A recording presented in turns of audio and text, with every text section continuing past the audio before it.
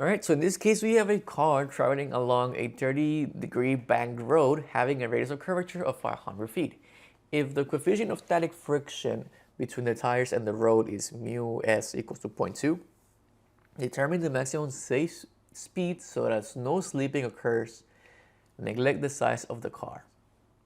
All right, so this is one of those problems that it's, I guess, a little more I guess, related to our friends in the civil department, because it deals with the design of a street, the design of roads. You know, how do you determine what is the proper angle? We already did a problem like similar like that in class, but what is the proper angle that we need to adjust? In this case, it's already given. So with this information, you know, we can calculate then what will be the maximum safe speed that the cars can travel at this angle or this banked road. You know, is it 25 miles per hour, 30, 55, depending on your angle, right? We already shown them before. So we're gonna be trying to solve this one and see what is the maximum safe speed, you know, at this angle. Notice we're not really given much. The only things that we were given for this problem where that the angle we're working is 30 degrees. We know the radius of curvature as 500 feet. And we know that the only thing keeping the car from slipping down, it is friction. So once again, these cars wants to, well, if they're going up, they might want to slip upwards, right? If they're rotating and they're going fast, they might want to move upwards the angle and fly out of the road. So that could happen. So in order for that to prevent that, we gotta calculate, you know, everything here. So what is that velocity that we can obtain? What is the maximum velocity? What is our limit, right? How can we this say that as you go around this curve in this, you know, the expressway, you can only go at, you know, 55 instead of the regular 75. So let's do our free body diagrams. Once again, we'll do it from the front as we see the car right there. So let me draw the car. So for a free body diagram, I'm gonna draw the car kind of like this. So let's see what forces we have.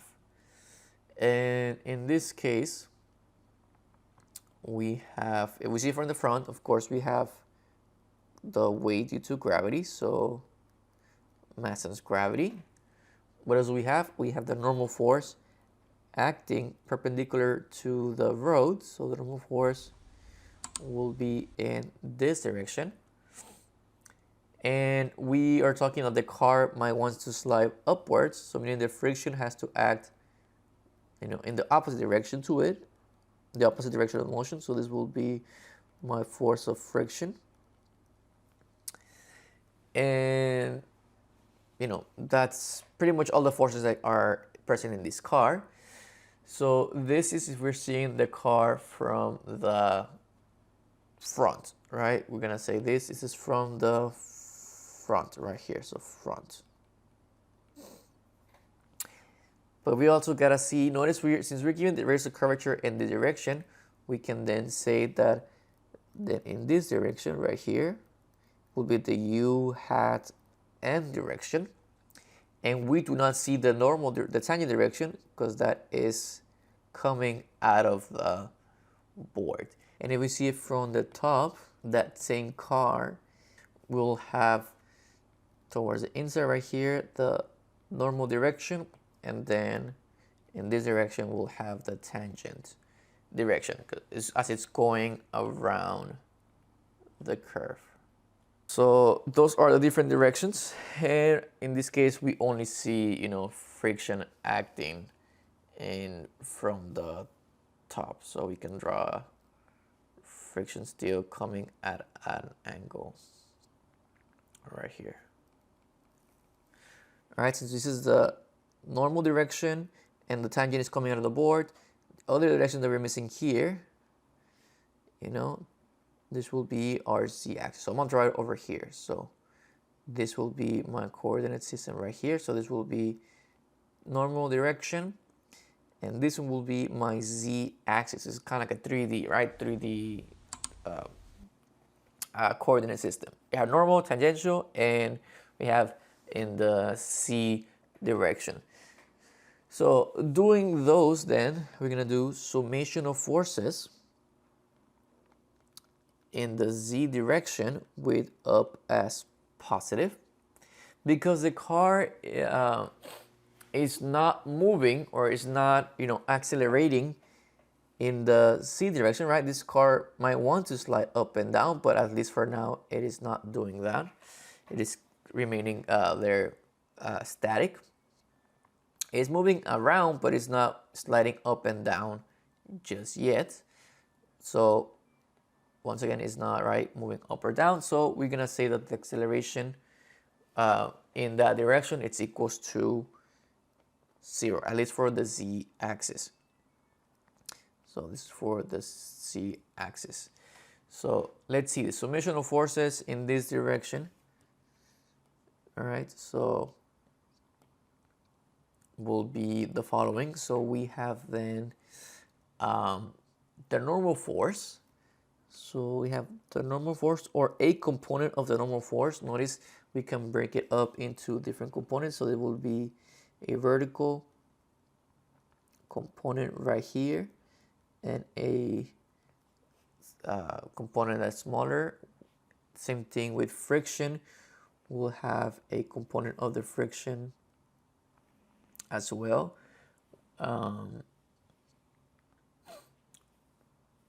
So this will be, of course, here our angle theta. This will be our angle theta that we're given as 30 degrees. So for this one, we are going to have in the z direction, this will be normal force times cosine of theta minus the weight of the car, so minus mass times gravity. And then the component of friction going down, this will be minus mu s, that's the normal force. That is, remember, this is friction. And in this case, times sine of theta, this one. And all of this is equals to 0. So rearranging from here, we can combine like terms. So we're going to get normal force times cosine of theta minus mu s normal force sine of theta is equals to mass times gravity, right? And then if we rearrange from here, we can factor out. We're going to get normal force is equals to cosine of theta minus mu s, or times mu s, or cosine of theta minus mu s sine theta is equals to mass times gravity. So then rearranging from here, we're going to get that the normal force, it's equals to mass times gravity divided by cosine of theta minus mu s sine of theta. And we're going to keep it like that. So that is what the normal force it's equals to. We'll use that because it might come in handy later. All right, so let's continue here. So we're gonna do summation of forces now in the normal direction.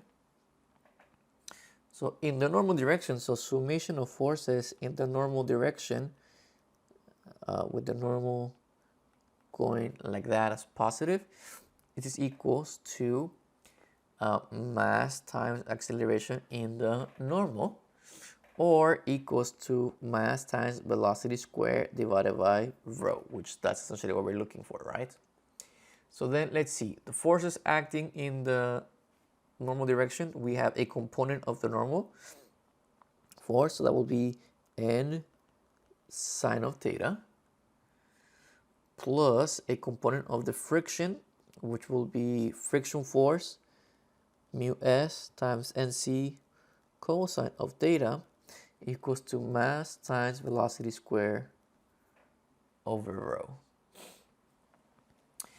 All right, and from here, we already know what the normal force is equals to. So this will be mass times gravity over cosine of theta minus mu s sine of theta plus mu s times mg, right, over cosine theta minus mu s sine theta times cosine of theta equals to mass times v squared over rho. So that's what we obtain over here. And notice that we have mass on both sides, so we can cancel mass on both sides. So we don't need the mass of the car. Mass cancels here, mass cancels here, and we're only left, with cosine of theta, the coefficient of mu s, and equals to b squared. So what things do they have in common? Well, they have the denominator in common, so we can factor that out. So we are going to get, and notice they also have gravity in common. And if we multiply rho to the other side, we're going to have here rho times gravity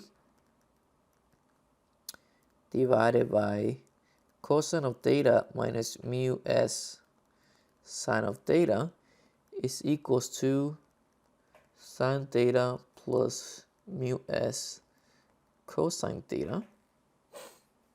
And this is equals to v squared. So when you take the square root of all of that, that will be v. And then if you plug in the values, notice we don't need any masses. Only thing that we do know rho, we do know g, we know the angle. In this case, because we're treating this with 500 feet, you gotta use the 32.2. Remember, do not use the 9.81 unless we're doing meters. So plug in gravity, plug in the 500 feet, mu s is 0.3, and now the cosine of the angle is 30 degrees. Plug in those values, we're gonna end up with a velocity equals to about 118.9 feet per second, or approximately, right, 919. Approximately, this is 81.1 miles per hour. If you want to see a velocity that you can relate to a little bit more, you didn't have to convert it. I did this conversion, but that's approximately 81.1 miles per hour. So at a road that's 30 degrees incline, if your car goes faster than 81.1, considering that you have a road that has that level of friction, 0.2, the maximum safe speed will be 80 miles per hour. Anything above that, and your car will fly out of the road. So as engineers, if you guys are designing the roads, make sure that you guys keep these numbers in mind. What is the roughness of your road? Are you doing cement? Are you doing concrete? What's about asphalt? What is your bank road? If 30 degrees is too much, do you do maybe like 10 degrees, 15 degrees? What is the curve? Is it going to be a big pronounced curve or a small curve? All of these things, as engineers, you need to consider when making this kind of roads. Because otherwise, if you do this wrong and you put the wrong speed, people will always be speeding. Also, try to keep a factor of safety here, where the factor of safety, if you do it too high or too small, people will be speeding. So maybe if you do it like a factor of safety of like 2 or something, that the person, even if they speed up, they'll still be fine. But yeah, so this is how we do these problems with a normal tangential. This is the last one. The next section we'll do with this one will be now, we're going to be talking about work and energy. So make sure you watch those videos tomorrow about the work and energy stuff. All right, that's it on the equations of motion. I'll see you guys next time. Keep on studying and good luck.